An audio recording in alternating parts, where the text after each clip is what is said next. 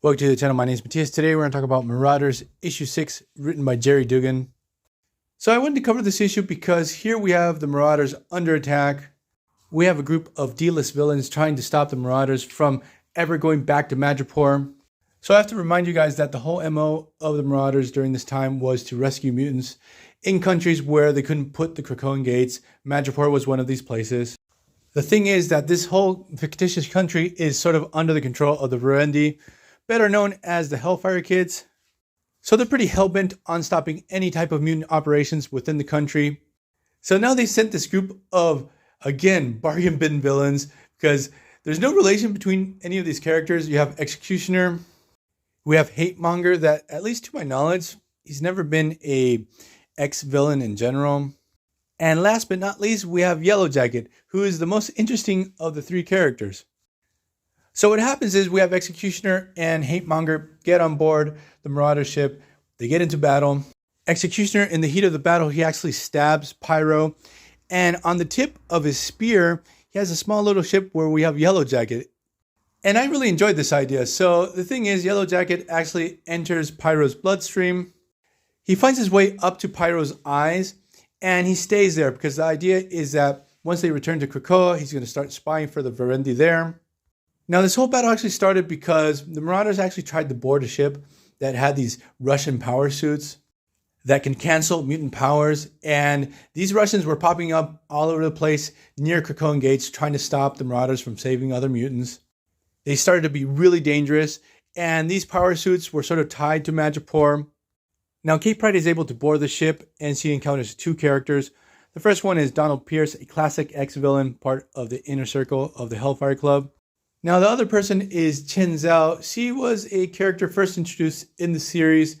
She was spreading fake news about mutants in Madripoor, trying to spark anti-mutant sentiment in general. And she tells Kate Pryde, look, this is a diplomatic ship. You can't be on here. She doesn't care. She basically defeats very easily Donald Pierce. She kicks Chen Zhao off the vessel.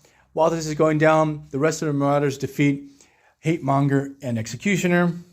So I feel like there's a little bit of a missed opportunity because I thought after this issue, we were going to have this war between Madripoor and Krakoa. We could have had some interesting stories come out of that, but it didn't happen.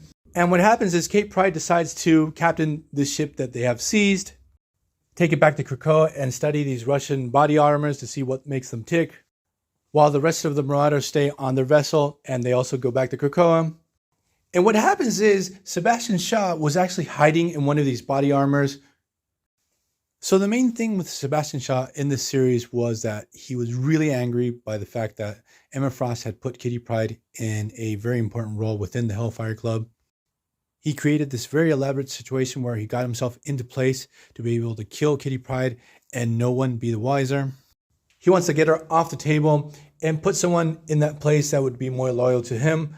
But the thing is, how did Sebastian Shaw know that she was going to be on the vessel in the first place? So we get this confrontation between Sebastian Shaw and Kate Pryde, where Shaw uses some weird Krakoan biotech to kill Kate Pryde, taking advantage of the fact that it seems that Kate can't be resurrected within the Krakoan protocols. So Shaw seems to be pretty happy he has removed this adversary from his life. So aside from the fact that, again, everything was really convenient for Sebastian Shaw to get his plan rolling, now, I do really like the fact that Sebastian Shaw is like playing all sides, taking advantage of every single situation and trying to consolidate power as much as possible. This fits this character very well. Like back in the day, he used to sell sentinels to the government that would hunt down mutants. Now it seems that he's sort of tied to the Verendi, and with Donald Pierce and everything that's going down in Madripoor and the selling of these Russian body armors, that is very Shaw of him. So I'm going to leave this video here. I hope you guys liked it. See you guys next time. Bye.